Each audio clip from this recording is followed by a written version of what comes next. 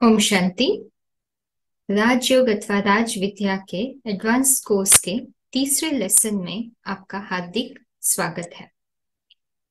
तो अब तक जो है हमने 2 लेसन्स कंप्लीट किए एडवांस कोर्स के, वो है त्रिमूर्ति और सृष्टि चक्र। ठीक है, तो आज का हमारा लेसन रहेगा हमारा लक्ष्य, लक्ष्मी नारायण।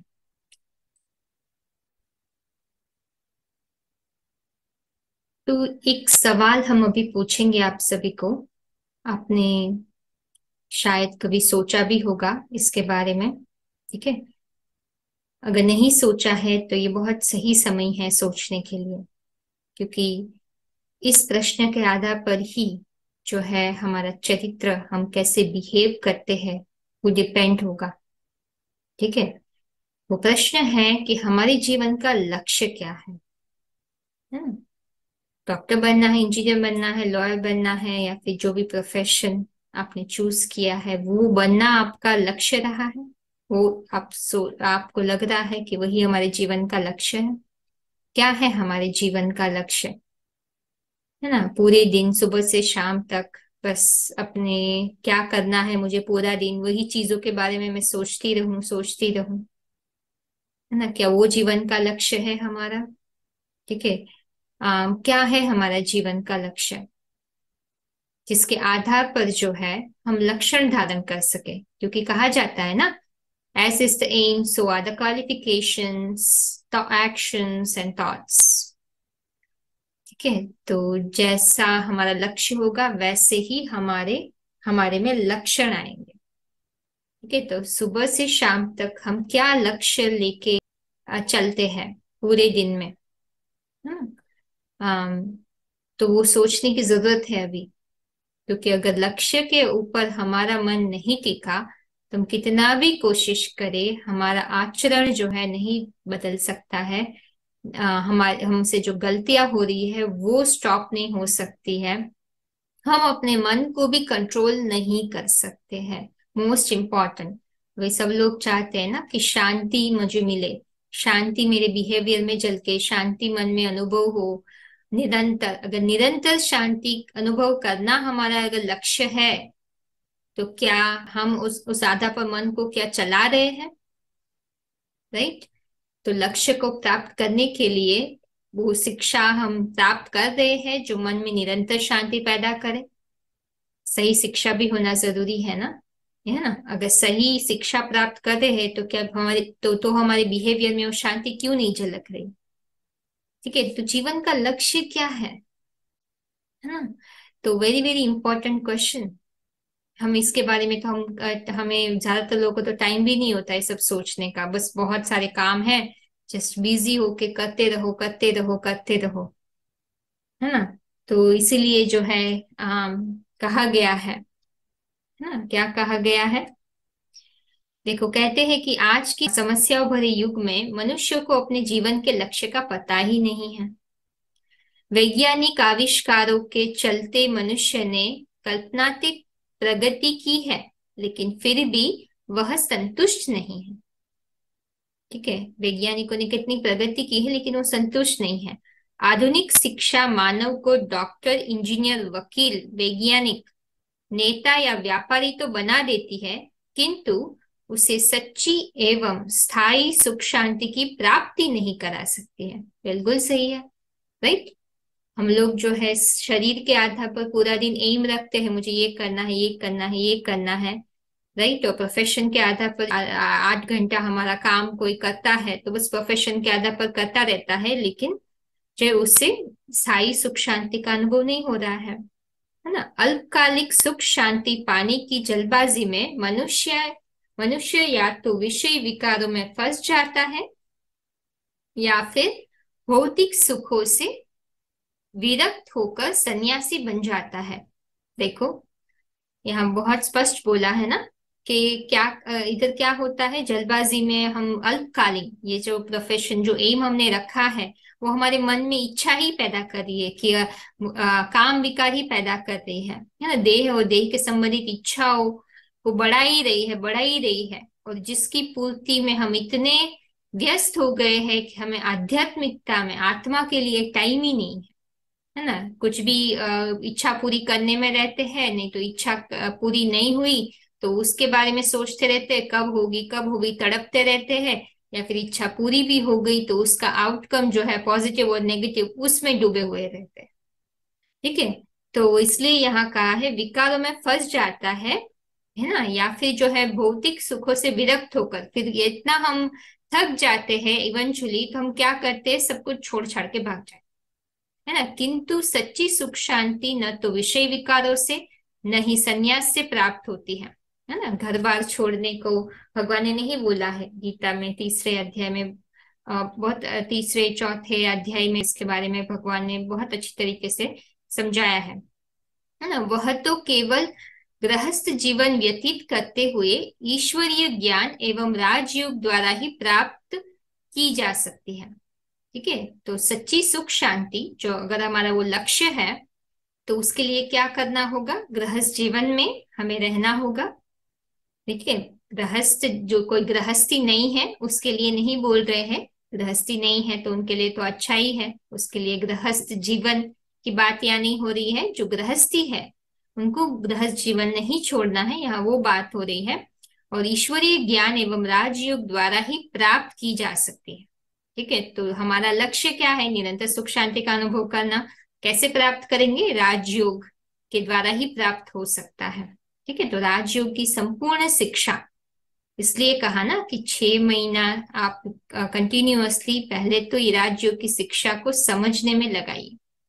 ये तो यहाँ क्या है, इसी सच्ची सुख शांति एवं पवित्रता से परिपूर्ण जीवन का प्रतिनिधित्व करने वाले श्री लक्ष्मी और श्री नारायण एवं उनकी दिव्य रचना को इस चित्र में चित्रित किया गया है। तो देखो यहाँ ये चित्र की बात हो रही है। ये चित्र जो है 1965-66 में साक्षात्कार के आधार पर तैयार करवाया गया था। ये चित्र में बहुत गहराई है। ठीक है। इस भगवान ने आके क्यों जो है साक्षात्कार के आधार पर ये चित्र बनवाया, क्योंकि सही लक्ष्य उसको सही तरीके से पिक्चर करना जरूरी है ना। बहुत सारे लक्ष्मी नारायण के पिक्चर में आपने देखा होगा कि भाई लक्ष्मी तो नारायण के पैर दबा रही है। ठीक है। और भगवान यहाँ क्या दिखा रहे हैं, हाँ, लक्ष्मी नारायण में यहाँ आत्मिक कनेक्शन दिखा रहे हैं, इक्वल पोजीशन पे दोनों खड़े हुए हैं। ठीक है। तो सही चित्र से ही हमें हमारा लक्ष्य हम क्लियर होगा। और इसके चित्र में जो ये आभूषण दिए हैं, जो बैकग्राउंड दिया है, उसको उसका उसमें अर्थ है ना। हर एक आकृति में बहुत ही गहराई है, इसका सिग्निफिकेंस है, उसको समझना है। ठीक है। जिससे हमें ये चित्र हमेशा हमारे सामने रहे। ठीक है। भगवान कहते हैं सुबह उठ के आप लक्ष्मी माँ के चित्र के सामने बैठ जाओ। ठीक है। तो हमारा लक्ष्य हमारे सामने होगा, क्लियरली होगा, समझ के आधार पर होगा, तो हमें उसको आचरण में लाना बहुत आसान होगा।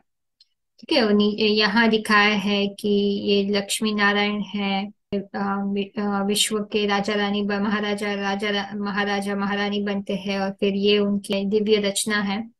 फूल पत्तों की का सीनरी दिखाया हुआ है। ये सतयुग की दुनिया का नजारा है जो ये सतयुग में जन्म लेते हैं। ठीक है। वाइब्रेशन के आधार पर इनको जन्म मिलता है योग शक्ति से, तो वो हम बाद में बात करेंगे। लेकिन ये जो चित्र है ना, हर एक का त्रिमूर्ति का भी, ये जो बैकग्राउंड में आप ये देख रहे हो ना, आपको अगर पढ़ना है तो उसका जो लिंक है ना वो हम हर एक एडवांस कोर्स के डिस्क्रिप्शन बॉक्स में रखेंगे। ठीक है। तो पहले के रिकॉर्डिंग में मैं बताना भूल गई, तो डिस्क्रिप्शन बॉक्स को देखिए। जो भी रीडिंग मटेरियल है, जो भी मैं दिखा रही हूँ ज्यादातर चीजें, वो सब डिस्क्रिप्शन बॉक्स में आपको मिलेगी। ठीक है। तो इसको आप पढ़िए, थोड़ा टाइम दीजिए, क्योंकि यही समय है सच्चाई को जानने का। ठीक है। तो अभी शॉर्ट में आपको बस यही बताना चाह रहे हैं कि ओके, देवी देवता बनना क्या है। ठीक है। तो अभी वो हम एक्सप्लेन करेंगे थोड़ा बहुत। तो हमने आपको पहले ही बता दिया है। ठीक है, आपको ये डॉक्यूमेंट याद होगा, है ना, जहाँ हम देवताओं के संस्कार के बारे में बात कर रहे थे। ठीक है, देवता होना क्या दिव्य गुण धारण करता है, वो देवता होता है ना। जो देवताओं में चार मुख्य चीजें खास होती है,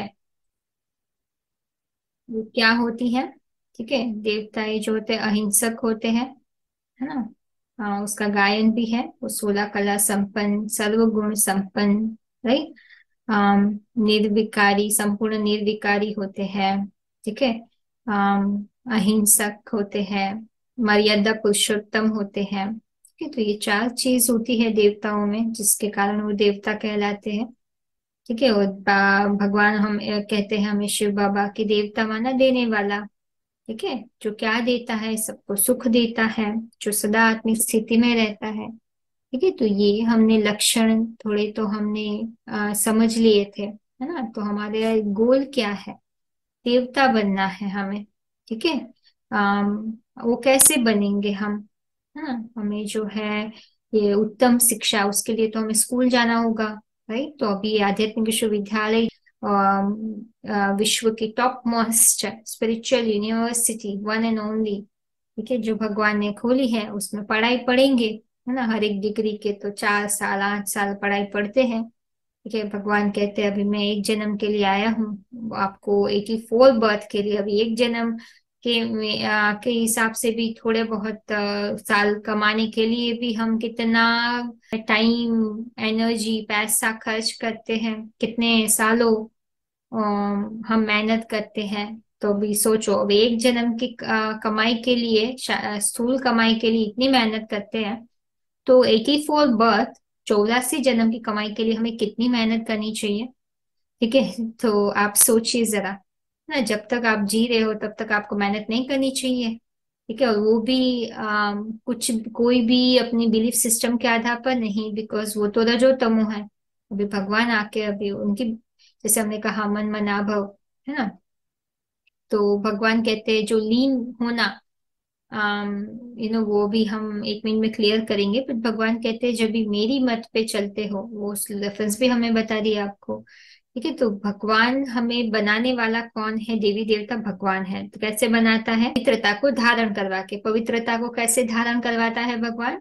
भगवान हमें उनकी अव्यभिचारी याद, उनकी पहचान देके उनकी अव्यभिचारी याद हमें बिठाता है अपनी बुद्धि में।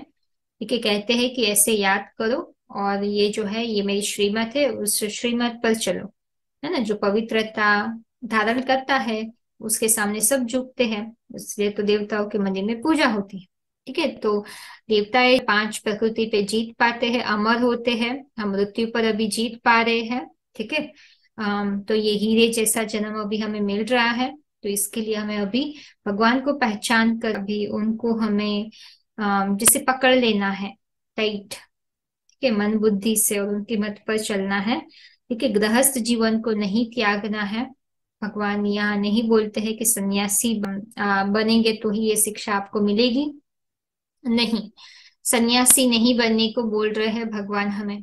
ठीक है, तो भगवान हमें जो है देव आत्मा बना रहे हैं, पवित्र देव आत्मा। तो भगवान ने कहा कि इसी जन्म में संभव है। ठीक है, तो कोई लोग बोलेंगे अरे, ये देवी देवता, हम इस जन्म में हम गृहस्थी लोग कैसे बन सकते हैं, है ना, क्यों नहीं बन सकते हैं? सवाल ये है। भगवान तो कह रहे हैं मैं तो गृहस्थियों को पढ़ाता हूँ, है ना। गीता में भी जो है अर्जुन भी गृहस्थी था। ठीक है, तो भगवान तो कहते हैं कि मैं ज्ञान योग, है ना, भगवान कहते हैं गृहस्थी है ना, जो मुझे बेहतर समझ सकते हैं। ठीक है, माताएं होती है गृहस्थ जीवन में, चैलेंजेस उनको ज्यादा होते हैं।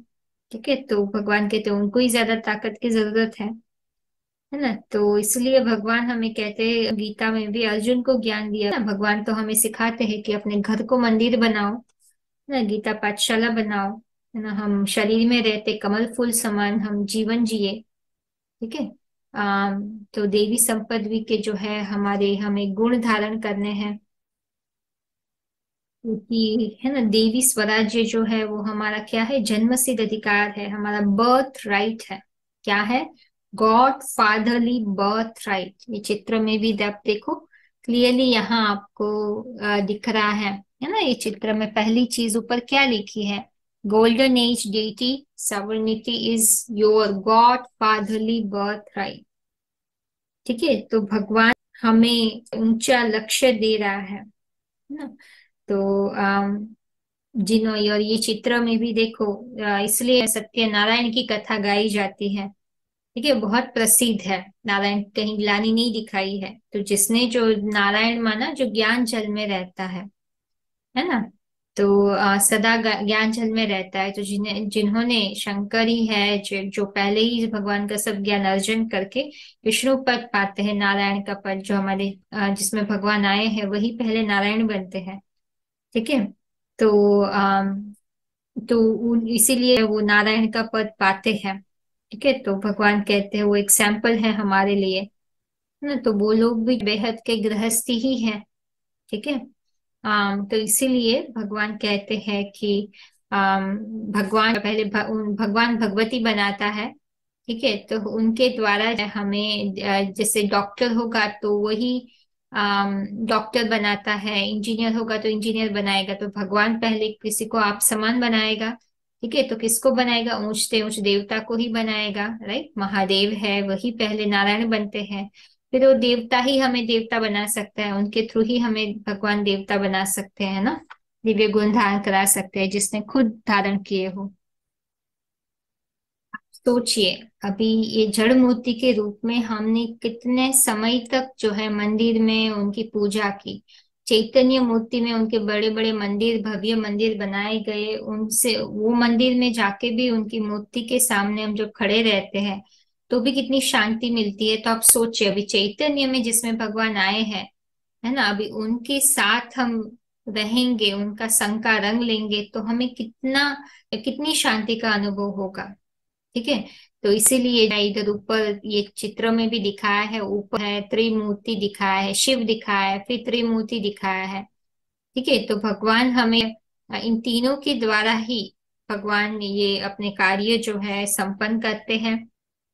नई दुनिया की जो है स्थापना और पालना का कार्य करते हैं, पुरानी दुनिया का विनाश का का कार्य भी करते हैं। ठीक है, तो इसीलिए ये ऊंच सर्वोत्तम ऊंच पढ़ाई है संगम युग की। हमें कैरेक्टर लेस से हमें एकदम ऊंच कैरेक्टर वाला भगवान हमें बना रहे हैं। अब भगवान हमारे आसुरी स्वभाव संस्कार को खत्म कर रहे हैं।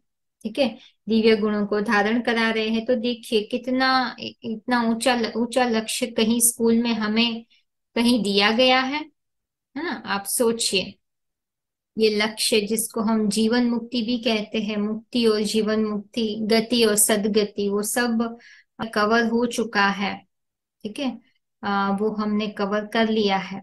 गति सदगति मुक्ति जीवन मुक्ति, राइट। तो आप सोचिए, मुक्ति मोक्ष लोग कहते हैं ना, मोक्ष मुक्ति माना दुखों से मुक्ति, लोग कहते हैं ओ मोक्ष माना ये शरीर छोड़ के ही चला जाना।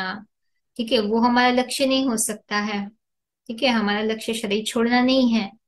तो फिर गीता के जो श्लोक से वो तो गलत हो जाएंगे, भगवान ने कहा। ठीक है, भगवान ने क्या कहा गीता में?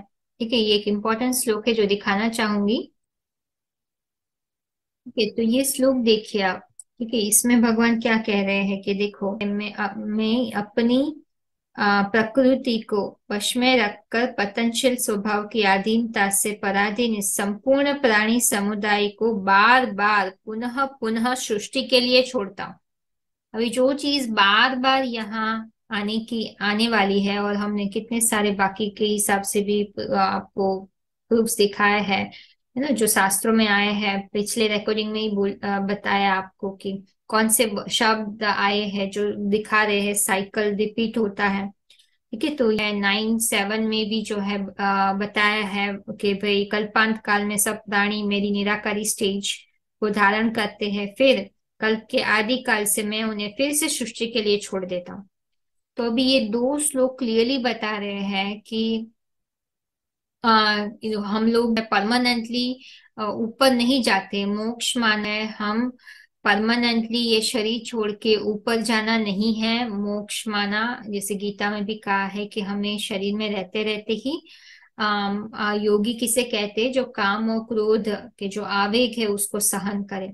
तो माना विकार उससे हमें मुक्ति का अनुभव करना, शरीर के साथ ही आत्मा अनुभव कर सकती है ना सुख शांति का। तो जीवन मुक्ति, देवता बनना माना जीवन मुक्ति, शरीर भी रहे और जो है हम जीवन भी रहे और दुखों से मुक्त भी रहे। तो जो है परम सुख शांति का अनुभव करना शरीर में रहते रहते, ठीक है। और जो है उसका उल्लेख जो है आपको यहाँ भी दिखाई देगा, ये शब्द जो है, ठीक है, यहाँ आपको दिखाई दे रहा है ना, पदम, है ना। तो ये जो है पदम, सुप्रीम, डेस्टिनेशन, है ना, अनामयम, है ना, ब्रह्म निर्वाणम, परम, है ना। तो विष्णु पद हमें पाना है ना, परम स्थानम, सुप्रीम पोजीशन, हमें निर्विकारी बनना है शरीर में रहते। तो वो भगवान ने बोला। भगवान ने तो यहाँ ऐसा कुछ शब्द ही नहीं यूज किया या इंडिकेट किया कि हमें शरीर छोड़ना है। भगवान ने तो बोला है कि भाई आप को जो है बार बार मैं सृष्टि पर भेज देता हूँ, माना शरीर बदलना है, यही जन्म लेना है, यही शरीर से हमें नई दुनिया में जाना है, मृत्यु पर विजय पाना है, ठीक है। हमें अमर लोक या शरीर में स्वर्ग, स्व स्थिति में जाना है, स्वर्ग का अनुभव करना है, अतीन्द्रिय सुख का अनुभव करना है। वही जो है यहाँ परम पद कहा हुआ है, परम गतिम कहा हुआ है, सुप्रीम सुप्रीम अकॉम्प्लिशमेंट कहा हुआ है, ठीक है। सुखम कहा गया हुआ है ना। उत्तम सुखम कहा गया है, अत्यंतम सुखम कहा गया है। तो यहाँ ही इस शरीर में रहते रहते हमें जो अमृतस्य भी कहा है, ठीक है। तो यही है जो ऊंचे से ऊंचा सुख अमृत का हमें अनुभव करना है, ठीक है। तो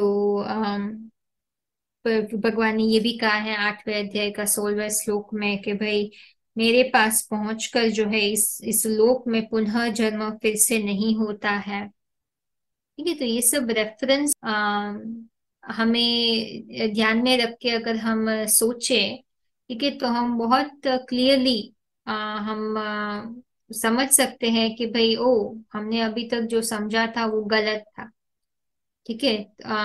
तो इसलिए आत्मा के हिसाब से और भी कारण है बहुत सारे। ये देखो ये श्लोक है, शरीर में रहते ही मोक्ष का हमें अनुभव करना है। तो ये पीडीएफ में रखती हूँ, आपको श्लोक के रेफरेंसेस देखना है तो आप देख लीजिए,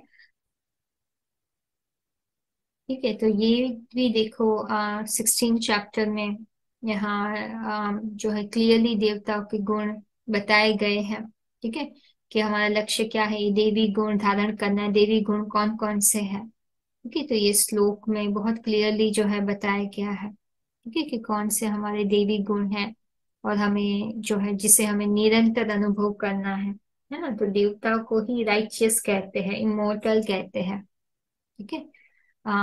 तो इसके आधार पर जो कौन से हमारे आसुरी गुण हैं जो अभी हमारे में है, ठीक है। हाँ, बहुत अच्छी एक चीज बताई हुई है, ठीक है। इसमें देखो क्या बता रहे हैं, आम, कि जो है जैसे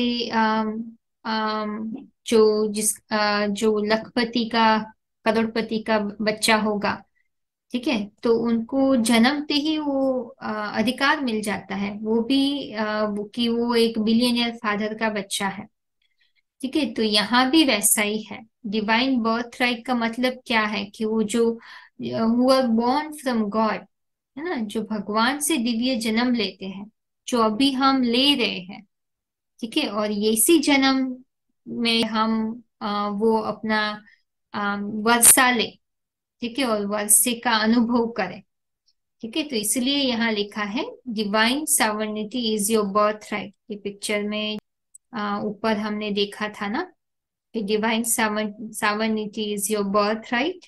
तो यहाँ के हिसाब से है ना, golden age deity self sovereignty is your God fatherly birth right, ठीक है। तो अभी हमारा जो नेक्स्ट बात है वो है ये श्रृंगार को समझना, ठीक है। अभी ऐसे तो कोई स्वर्ग में या फिर यहाँ जिसमें भगवान आए हैं उसका तो श्रृंगार ऐसे नहीं होता है।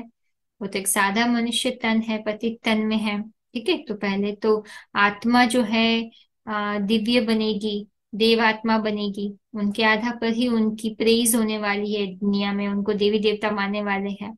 ठीक है, तो ये श्रृंगार जो है यहाँ गुणों के श्रृंगार की बात हो रही है। अंदरूनी जो गुण शक्ति का श्रृंगार है चित्रकार ने वो दिखाया हुआ है। ठीक है, तो वो अलंकार सब दिखाए हुए हैं। ठीक है, तो वो उनके गुण और शक्तियों को प्रकाशित करता है। ठीक है, तो वो ये जो ये सब दिखाया हुआ है श्रृंगार, उसको और जो शब्द श्रृंगार है उसको हम एक एक लेख के भी हम समझते हैं, तो अगले रिकॉर्डिंग में वो कवर करेंगे। ठीक है, और एक आध और दो बात कवर करके फिर हम ये लक्ष्मी नारायण का लेसन कंप्लीट करेंगे। तो और एक रिकॉर्डिंग है इसके ऊपर, फिर ये सेशन फिनिश हुआ। यह दिव्य शिक्षाएं हमें आध्यात्मिक ईश्वरीय विश्वविद्यालय से प्राप्त हो रही है। आध्यात्मिक ईश्वरीय विश्वविद्यालय एक रूहानी घर अथवा रूहानी यूनिवर्सिटी है, एक अनोखा ईश्वरीय परिवार है जिसका लक्ष्य है परमपिता परमात्मा शिव द्वारा दिए जा रहे ईश्वरीय ज्ञान और सहज राजयोग के द्वारा वसुधैव कुटुंबकम की भावना से ओतप्रोत एक नए विश्व की स्थापना करना। यह एक ऐसी पवित्र जगह है जहां अखूट सुख शांति का अनुभव होता है, क्योंकि यहाँ स्वयं भगवान पड़ा रहे हैं। खुशखबरी यह है, कलयुग जाने वाला है, सतयुग आने वाला है।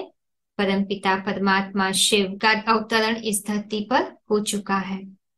वर्तमान में परमपिता परमात्मा शिव अपने मुकर रथ द्वारा जिनको आदि पुरुष अथवा एडम, आदम, आदिदेव, शंकर, आदिनाथ के नाम से अलग अलग धर्मों में जाना जाता है, उनमें प्रवेश करके स्वयं प्रत्यक्ष रूप में राज विद्या राजयोग का श्रीमद् भगवद गीता का उत्तम ज्ञान दे रहे हैं।